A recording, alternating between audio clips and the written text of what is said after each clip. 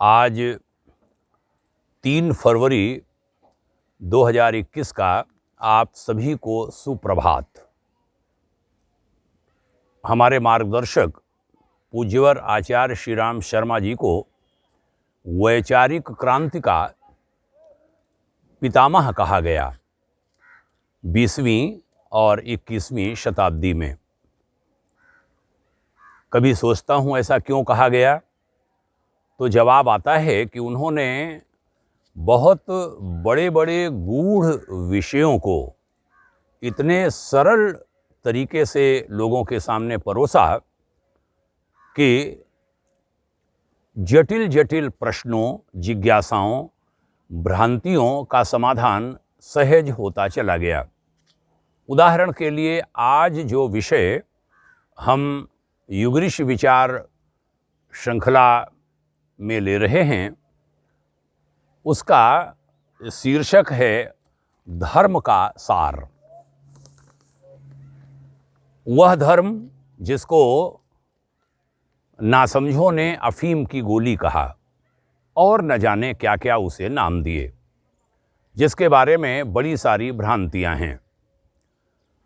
लेकिन गुरुवर ने एक अपने लेख के कुछ पैराग्राफ में, जिसको हम कोट कर रहे हैं उनकी अखंड ज्योति पत्रिका मार्च 1944 के पृष्ठ 63 से, इसमें बहुत संक्षेप में धर्म का सार ऐसा बताया जो लोगों के मन मस्तिष्क में बैठ गया।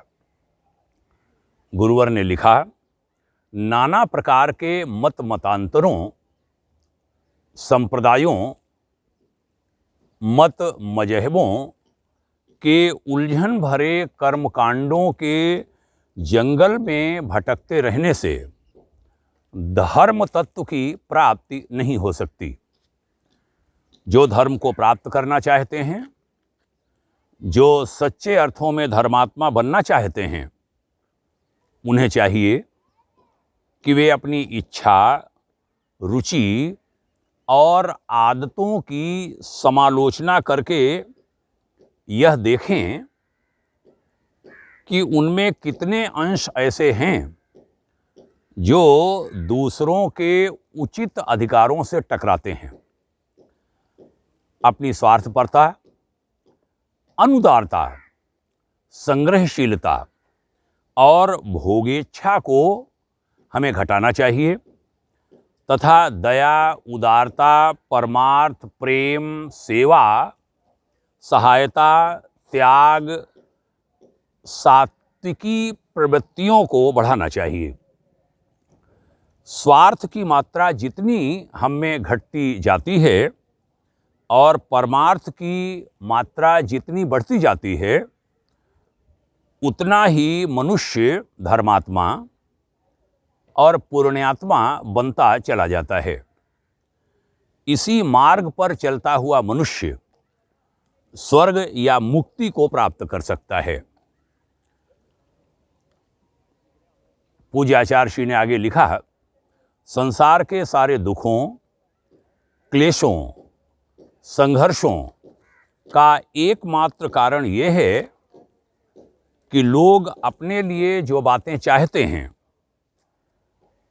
वैसा व्यवहार दूसरों के साथ नहीं करते। उन्होंने तकलीफ के साथ लिखा था कि खरीदने के बाद हम और रखना चाहते हैं और बेचने के और। यह घातक नीति ही वास्तव में अशांति की जड़ है।